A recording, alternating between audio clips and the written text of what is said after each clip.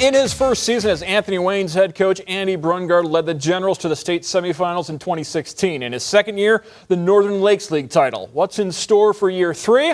Well, Eric Halbert sits down with the coach to answer that and other questions in this week's edition of No Days Off.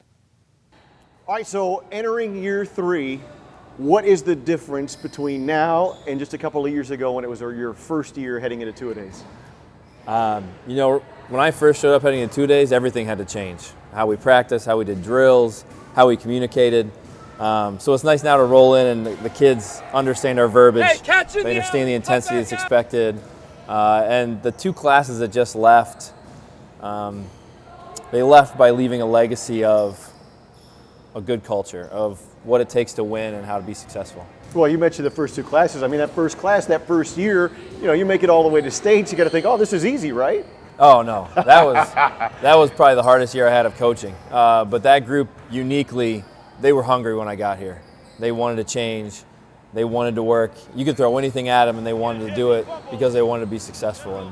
And it was a great turnaround for them. It was a great turnaround for our program. Well, and football's the ultimate team game, but one guy, obviously Evan Brown, was a huge part of that run in that first year. How important was he in that first year to kind of setting the trend for the program where it is now?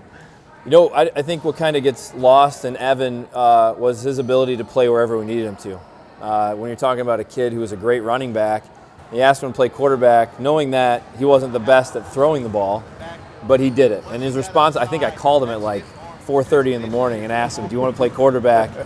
And he kind of hesitated, and he said, I'll do whatever you need me to do. And I think that is what's most important, relaying to the classes that are up and coming. He was willing to do whatever we needed. So. And then last year, with our Evan, obviously Nick Schneider has been a part of both those teams, and he's the only kid in Anthony Wayne history to make state in 3 different sports. Another kid that helped mold this program in the first couple of years for where you want. What was his impact in the last couple of years? When you talk about Nick, you talk about you can't measure someone's heart. And I think to be an all-state player in 3 different sports takes a lot of heart, because there's a lot of it's a different grind for wrestling and a different grind for baseball and football, and to not have an off season where he loves to fish, and he'd come in a couple times, man, I don't even have time to go fish. But just embracing that high school only lasts so long, and I'm going to give it everything I have while I'm here. That was a bit of our team's heartbeat, and I think we have 2 3-sport kids going into next year. And I think for them, they've decided I want to continue playing football because they were able to watch the stuff that Nick did.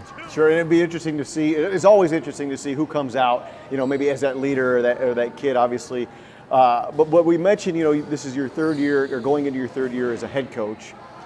You're an assistant for almost a decade. What is the difference like in that assistant role compared to the head coaching role? And you saw what happened to the head coach while you were an assistant. Is it what you thought it would be? I had no gray hair in my beard when I got hired, and now I'm getting spots all over. And I was joking with the kids about the other day. The amount of, I want to say stress, and it's not necessarily parents or athletes. It's just a stress of, am I doing things the right way? Am I supporting my assistant coaches? Is everybody healthy? Am I communicating well? There's just so many different avenues that, I actually hired a student to help me with paperwork this offseason. When practice ends at 8, Evan Brown just walked in here and said, I knew you'd be here today because you're typically here for 2 or 3 hours more, just trying to make sure everything's done for that day and ready for the next. So just the amount of work and just the amount of care it takes to make sure things are done right. And we're not even in August in 2 days. Your day starts at what here in June? I get here about 5:20, and actually what's amazing is when I get here at 5:20, there's about 10 kids waiting on me. Really? They come in just because they want to help set up drills. I want to help get the day started. And then once we start, we go from about 6 to 8:15 in the morning, and I'm typically here till 10:30, just making sure everything's organized from that day and ready for the next. Do you get a nap in? No. It's family time when I get home, no naps. We mentioned the difference between being an assistant and being a head coach.